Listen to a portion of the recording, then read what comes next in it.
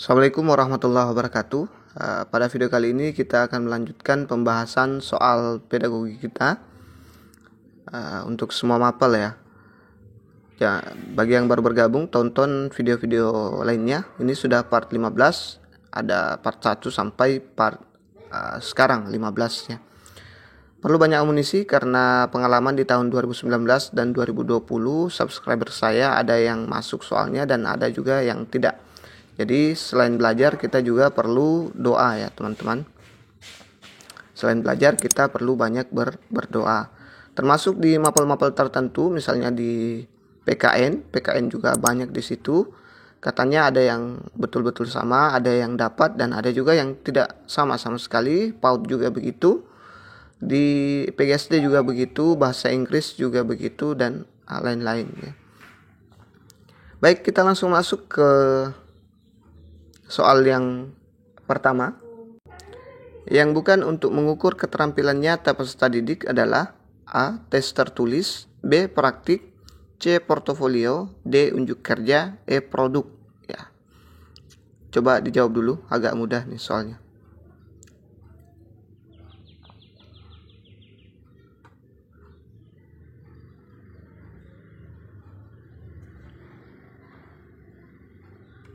Jadi jawabannya adalah A ya, tes tertulis yang bukan untuk mengukur keterampilan nyata peserta didik ya. Nah, ini semua keterampilan nyata ya, kecuali A, dia keterampilan pengetahuan.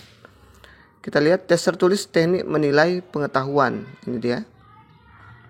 Tes praktik mengukur keterampilan, dia nyata ya keterampilan. Portofolio mengukur keterampilan juga. Unjuk kerja mengukur keterampilan produk.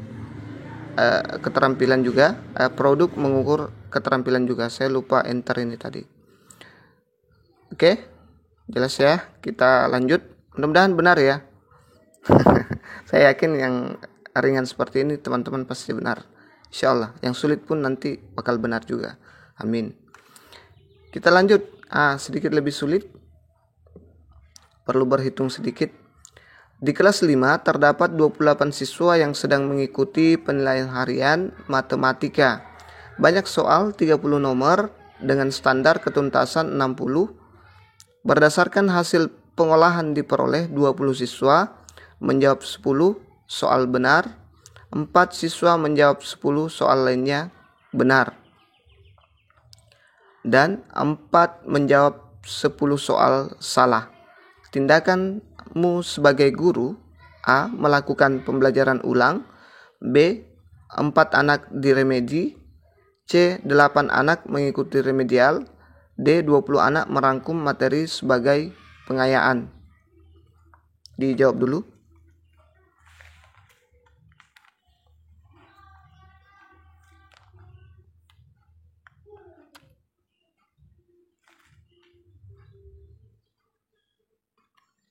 Jadi jawabannya adalah A. Melakukan pembelajaran ulang ya. Ini dia jumlah siswa 28, banyak soal itu 30 ya, 30 nomor. Kemudian benar ada juga salah ya. 20 orang menjawab 10 benar dan 20 salah. 4 orang menjawab 10 salah, 10 benar dan 20 salah. Berarti 24 orang. Nilai akhir 33. 4 orang menjawab 20 benar dari 30 soal dan 10 salah ya. Nilainya 66. Sedangkan KKM-nya, standar KKM-nya ketuntasan itu 60. Berarti 4 orang lulus ya dari 28 siswa. Jadi yang harus remedial adalah 24 orang ya, 33 ya. Ini memang sengaja dibuat terpisah begini biar mengecoh ya. Tidak sekalian ditulis tadi yang ini 20. Dia bikin lagi 4 ya untuk memusingkan teman-teman ya, hots. Istilahnya hots ya. Kemudian persentase peserta remedi 24/28 kali 100% sama dengan 86%. Artinya pembelajaran remedial yang dilakukan dengan pembelajaran ulang dengan media dan metode berbeda Ya, di soal-soal sebelumnya sudah saya jelaskan berapa persen yang harus pembelajaran ulang dan sebagainya. Silakan tonton video-video sebelumnya di pedagogi ya. Ada itu kalau saya tidak salah ingat. Kita lanjut ke latihan soal berikutnya. Siswa mengalami tingkat kepercayaan diri rendah. Umpan balik yang dilakukan guru adalah A. Teacher feedback, B. Extrinsic feedback, C. Intrinsic feedback, D. Parent feedback. Dijawab dulu.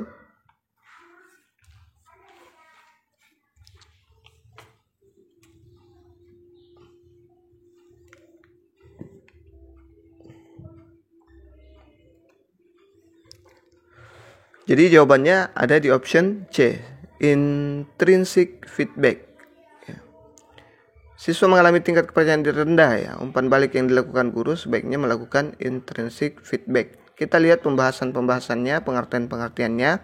Hanya merefresh ya, saya yakin teman-teman tahu ini.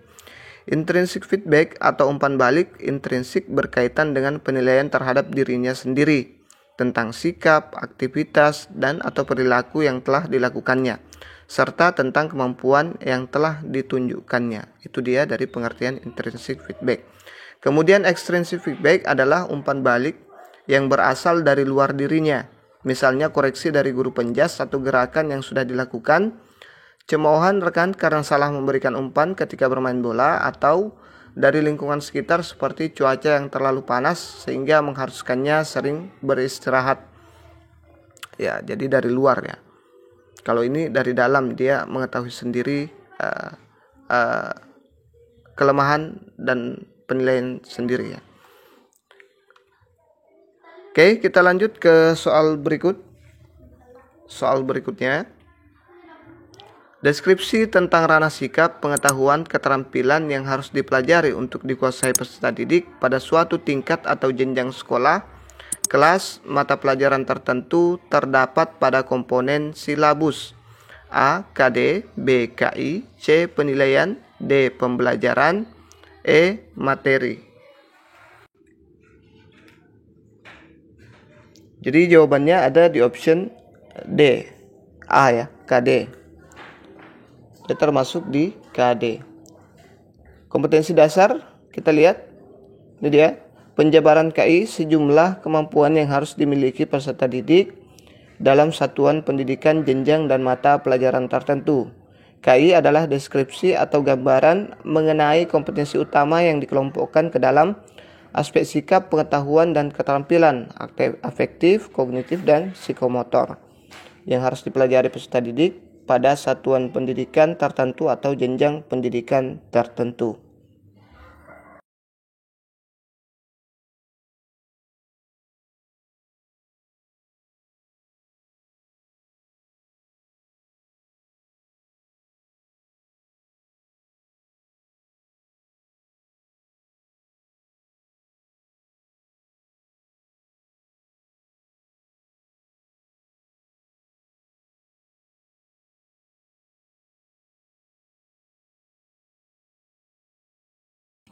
Kita lanjut ke latihan soal berikutnya.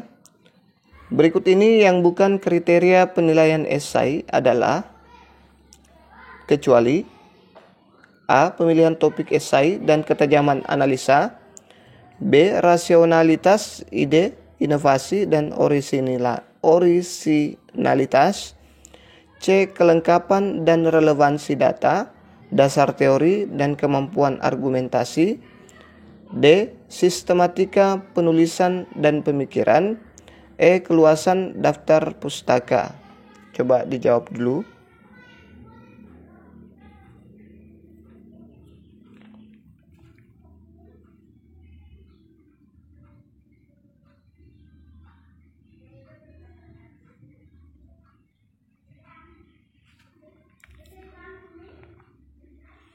Jadi jawabannya adalah option E, keluasan daftar pustaka. Kita lihat pembahasannya. Esai adalah salah satu jenis karya tulis yang berisi kombinasi antara fakta dan opini. Esai lebih bersifat subjektif dari sudut pandang penulisnya yang bersifat analitis, spekulatif, dan interpretatif. Esai mencakup narasi yang bisa berupa kritik, argumen, sastra dari pengamatan kehidupan sehari-hari, dan refleksi penulis. Kriteria penilaian esai: yang pertama, pemilihan topik esai dan ketajaman analisa. B. Rasionalitas ide, inovasi, dan orisinalitas. Yang ketiga, kelengkapan dan relevansi data, dasar teori, dan kemampuan argumentasi. Yang keempat, sistematika penulisan dan pemikiran. Penilaian harus mampu menyimpulkan apakah peserta didik telah mencapai kompetensi yang ditetapkan atau belum. Hal ini sejalan dengan prinsip penilaian: A. Keeping track, B. Checking up, C. Finding out, D. Summing up. Coba dijawab dulu.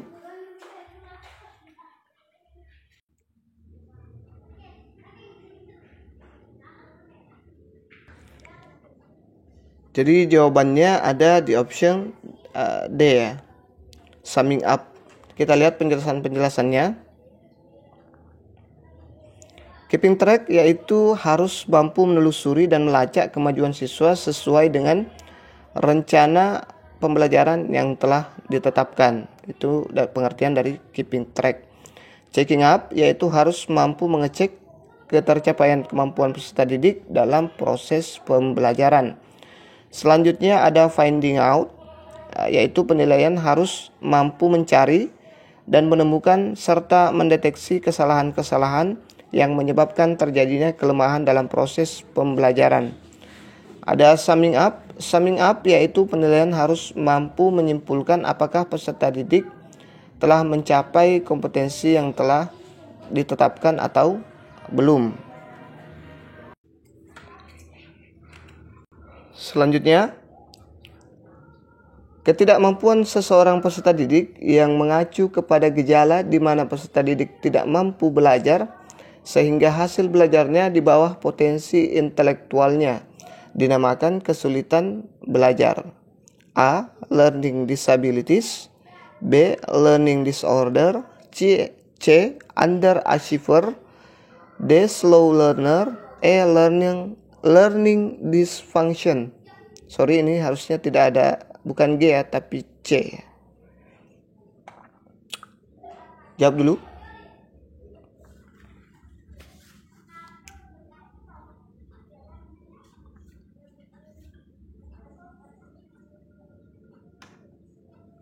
Jadi jawabannya ada di option A, learning disabilities ya. Peserta didik tidak mampu belajar sehingga hasil belajarnya di bawah potensi intelektualnya. Ya. Oke, kita lihat pembahasannya. Learning disorder, nih learning disorder. Saya yakin teman-teman paham, tinggal merefresh saja ya teman-teman. Ketergantungan belajar adalah keadaan di mana proses belajar seseorang terganggu karena timbulnya respons yang bertentangan. Pada dasarnya orang mengalami gangguan belajar, prestasi belajarnya tidak terganggu, akan tetapi proses belajarnya yang terganggu atau terhambat oleh adanya respon-respon yang bertentangan dengan hasil belajar yang dicapai akan rendah dari potensi yang dimiliki. Kemudian learning disabilities, ini ketidakmampuan belajar. Nah, ini dia tadi kasusnya dia tidak mampu belajar sehingga hasil belajarnya di bawah potensi intelektualnya. Adalah ketidakmampuan seorang murid yang mengacu kepada gejala di mana murid tidak mampu belajar atau menghindari belajar sehingga hasil belajarnya di bawah potensi intelektualnya.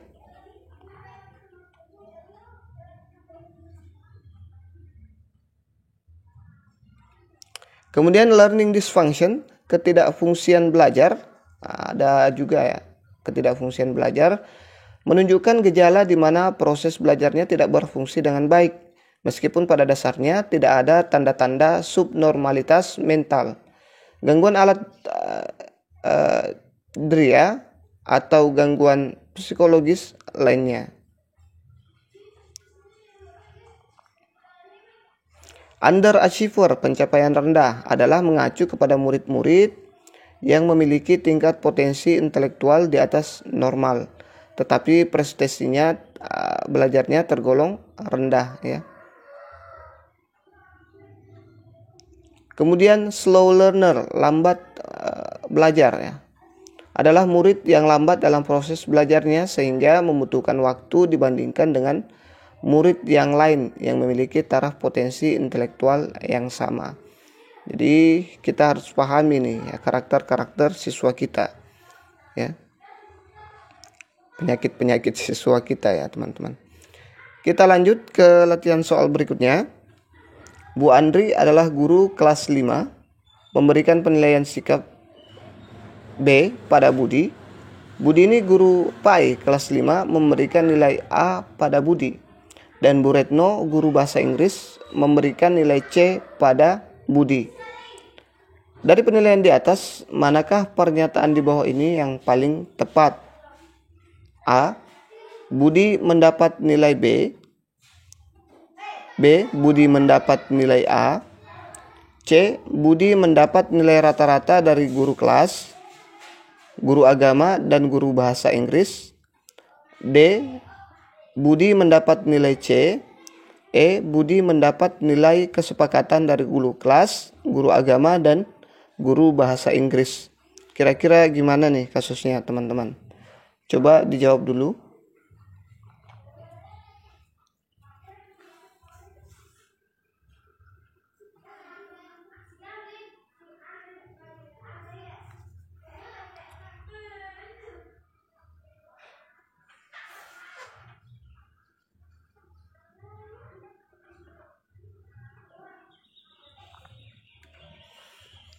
Jadi jawabannya adalah option E ya. Budi mendapat nilai kesepakatan dari guru kelas, guru agama, dan guru bahasa Inggris ya. Penilaian di atas manakah pernyataan di bawahnya yang paling tepat? Ini ada beda ya. Ada Bu Andri, guru kelas 5, memberikan penilaian sikap B pada Budi. Budi ini guru kelas 5, dia memberikan A pada Budi. Dan ini Bu Retno, guru bahasa Inggris, memberikan C. Jadi yang paling tepat adalah Budi mendapat nilai kesepakatan dari guru kelas, guru agama, dan guru bahasa Inggris. Ini dia skema penilaian sikapnya. Ada penilaian sikap, nah ini yang tadi yang saya bilang. Ada penilaian sikap, ada penilaian sikap utama dan sikap penunjang ya. Jadi dibagi dua. Kemudian kita lihat yang penilaian sikap utama, observasi guru kelas. Kemudian ada juga dibagi lagi, ada observasi guru kelas dan ada observasi guru muatan pembelajaran. Nah, ini di final pada saat pembelajaran dan di luar pembelajaran. Sama juga dengan guru mapel, ada pada saat pembelajaran dan di luar pembelajaran. Kemudian kita lihat di penunjang, ada penilaian diri, penilaian antara teman. Diperlukan guru untuk konfirmasi. Ya, jadi sama ya, mereka punya. Jadi harusnya mereka bersepakat melakukan kesepakatan antara 3 guru ini untuk memberikan nilai yang cocok untuk si Budi ini ya. Semoga dipahami teman-teman. Kita lanjut ke soal berikutnya. Pak Doni adalah guru PKN. Dalam memberikan penilaian pada siswa, dia tidak sesuai dengan prinsip-prinsip penilaian.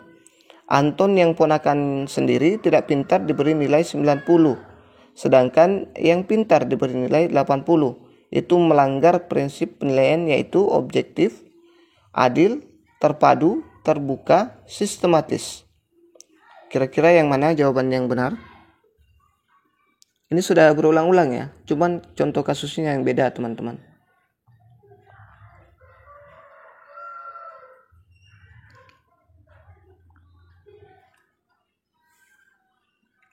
Jadi jawabannya adalah objektif. Kita lihat pembahasannya.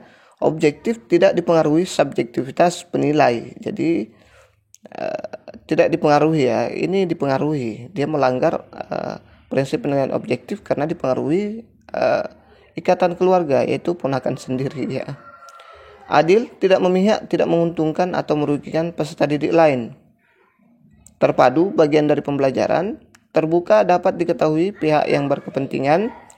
Kemudian sistematis, langkah-langkah prosedur baku ya. Baku langkah-langkahnya, prosedur penilaiannya. Oke, itu saja dulu yang sempat kita share pada kesempatan kali ini. Semoga bermanfaat untuk persiapan ujiannya. Semoga diluluskan, semoga dimudahkan. Amin, amin, amin. Terima kasih sudah menonton. Wassalamualaikum warahmatullahi wabarakatuh.